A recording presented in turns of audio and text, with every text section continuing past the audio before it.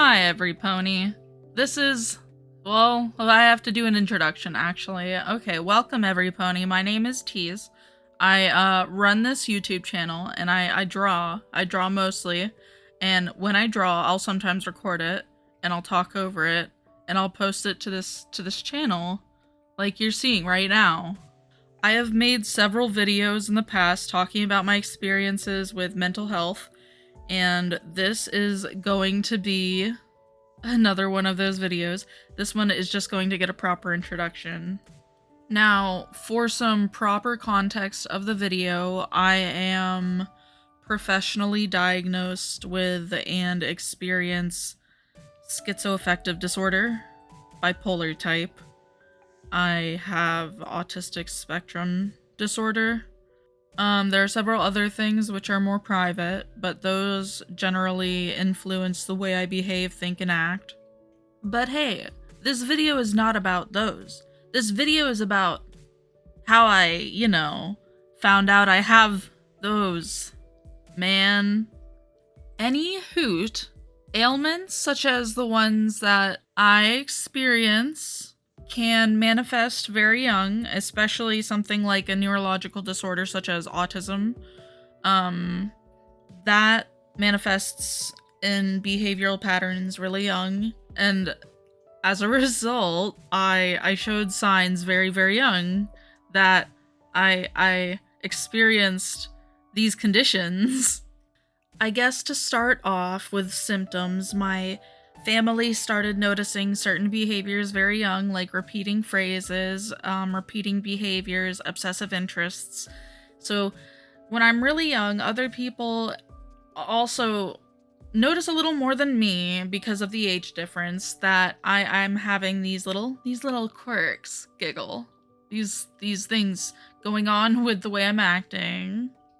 And then with more concerning diagnoses, the mental illness side, I showed more intense signs of that later on when I was maybe 6 or 7 years old. I'm showing these very critical behaviors that are like, okay, this child is in distress.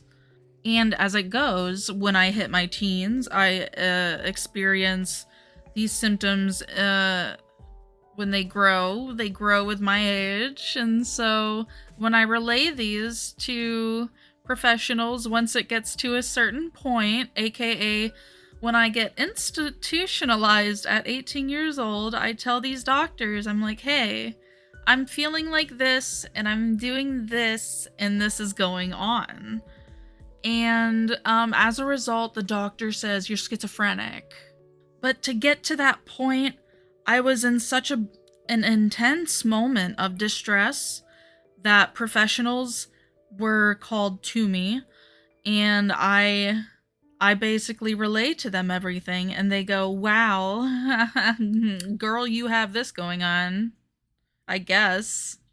And to be fair, this is not my current diagnosis if we're being like semantic, very specific, because you'll find out once you're seeing professionals that they are people, they're making mistakes, they're going to have some half discoveries, I guess, for someone else to complete sometimes, and you're going to get misdiagnosed along the way occasionally, maybe, sometimes.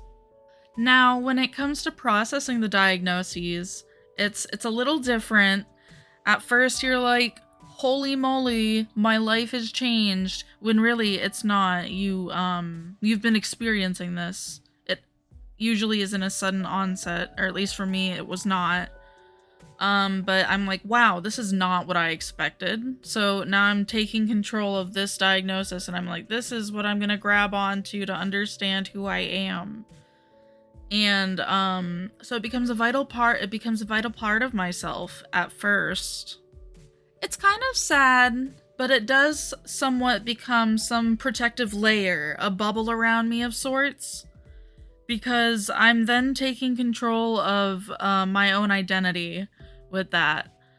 And it's usually Well, when you're a teenager, you're experiencing such identity crises. And what else are you to expect? When you're older on and you're seeing it, you're like, okay, that's gonna happen. When I say that now, it's me reflecting. When I experienced the diagnosis, it was very much a huge part of my identity and something I held on to just to know who I was because I was so young that I was, developing.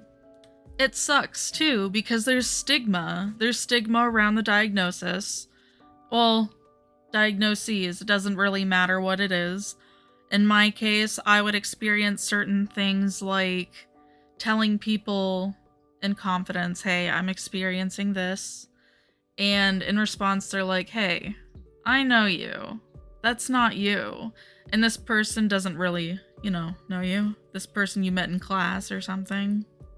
To reflect on that incident, I guess, it comes from a place of ignorance and non-exposure to certain health conditions. But other cases, people use it against you, and then you have to learn who to relay that information to in confidence, who to trust. It's a bit of a process. After that, though, it's usually a matter of figuring out how to treat your ailments. And in my case, I rely on medication. I rely on medication and therapy. So that's a really common combination in the mental health world. I'm very fortunate to be able to have found the right medications to keep me functioning and to have found a therapist that I can talk to. And with time, with the treatment I've received, I have slowly calmed down in the sense that I'm letting go of this being who I am rather than a part of me. And I am simply I'm just trying to live with it. I'm trying to live with it. Ultimately, I guess I've grown over time to realize it isn't who I am. It is a part of me, but it also impacts me in so many ways that who I am is infused with it. So it is what it is. I am me. I also happen to experience certain conditions. And after certain life-changing events that helped me come to these conclusions with medical professionals about what I'm experiencing, I guess it's become easier to live with when I find the proper care for it.